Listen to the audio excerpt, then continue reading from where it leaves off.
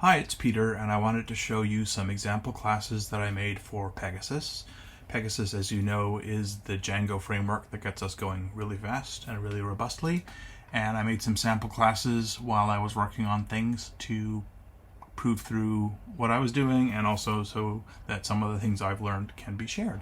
So I've created 4 apps that each have a class and a model in them: things, team things, perm things, and input things. Each one has a slot in the side menu, so let's have a quick look at them. So things is the simplest example. So if it lets me basically create, view, edit, and delete them. So I'll make the first thing, we'll just call it 1.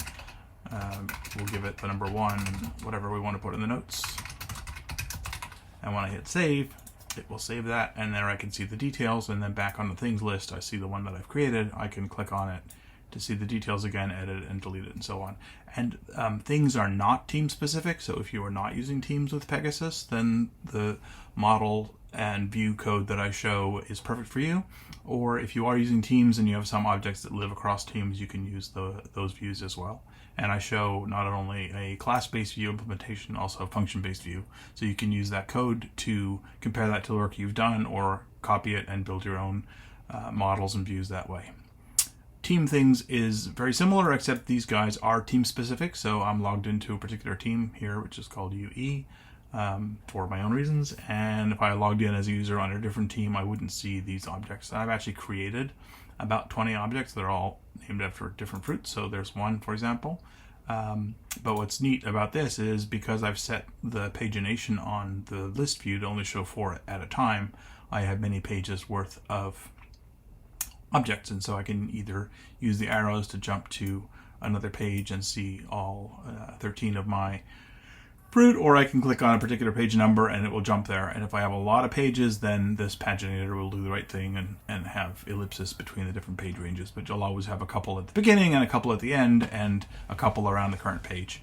And not only do I implement a paginator, but when I click on the next page, it does a standard Django full page refresh, which means all the elements you see on the screen get refreshed as is normal, but there's also a version which is based on HTMX. You can read more about that in the README, but in short, HTMX lets you make special requests that come back as not a full page of HTML, but just an interesting subset. So the HTMX version is set up so that only the part that changes, which is basically the rectangle that contains a list and the paginator, that's the only piece that gets updated. So everything outside that rectangle, the browser never touches when you go from one page to the next, and you end up with cleaner updates, faster updates, and generally more modern look and feel. So check that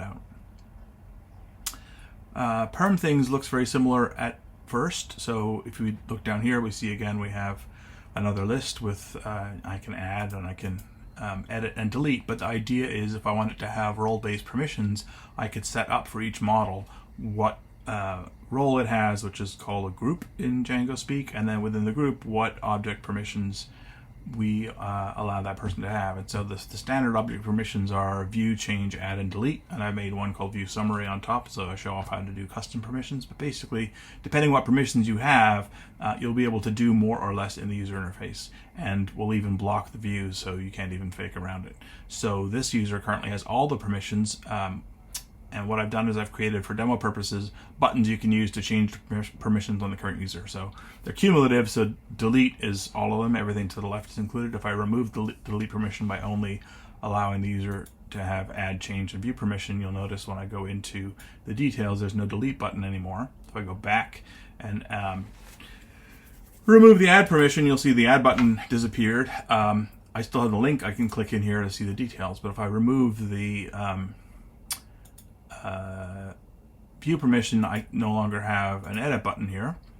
And if I go back to the list and take away the view permission, leaving only the summary view, then this is coded up to not even be a link. And if you look in the template HTML, you'll see where the logic is. You have to do the work yourself. It's not hard, but you have to make all the bits you want to change actually obey your desires. And if I take away all the permissions, then even the list disappears. So this is a good way in which you can build up role-based permissions. You can clump together things into groups and have different models. You know, this person has access to view of this model, but view and edit and delete on that model, and not at all on the third model, and so on. So quite a powerful way to build more complicated permissioning in your application. And the last example, we start to get fancy with input things. So the basic render text input, render select input template tags that Pegasus provides are great, but I've taken them to the next level. And you'll see if I go into an entry like Fred Astaire, he's got a lot more parameters, and if I go to edit him, you'll see there's more stuff happening in the form. So I do a little bit of 2-column layout. That's just standard Bulma layout stuff. But you'll notice that this birth date field, which is just another text input field, I'm now using the HTML type of date. So I've extended the render tag to let you pass in a type. So you get actual date behaviors in a calendar for no significant extra effort. Another thing that you can see here is I've managed to pass in a disabled state into this field, so the field shows up as disabled. Compared to regularly disabling the field, what's nice is that this field will post its value back to the form, so that can be useful. There's also a locked version, which is also disabled, but with a lock icon, if that's what you want in your user interface. And then when you make a multi-line text field, you get 10 lines, which is awfully big. So we let you specify a rows parameter in the rendering template tag, and so in this case I told it just make room for 3 rows, and so I have a much more modest sized multi-line text input box. The other thing which is really commonly done in user interfaces is to have some of the complexity available or hidden. So this checkbox actually governs whether these fields are offered, and so I'll show you the effect first. If I turn it off, you'll see those fields nice animate and disappear, and if I enable them, they come right back. And that's done with a really small amount of Alpine.js, super easy to use. Check out the README for specific sort of step-by-step instructions, and have a look at the template itself to see how it's done. So I've made all these fields conditional on the value of that checkbox.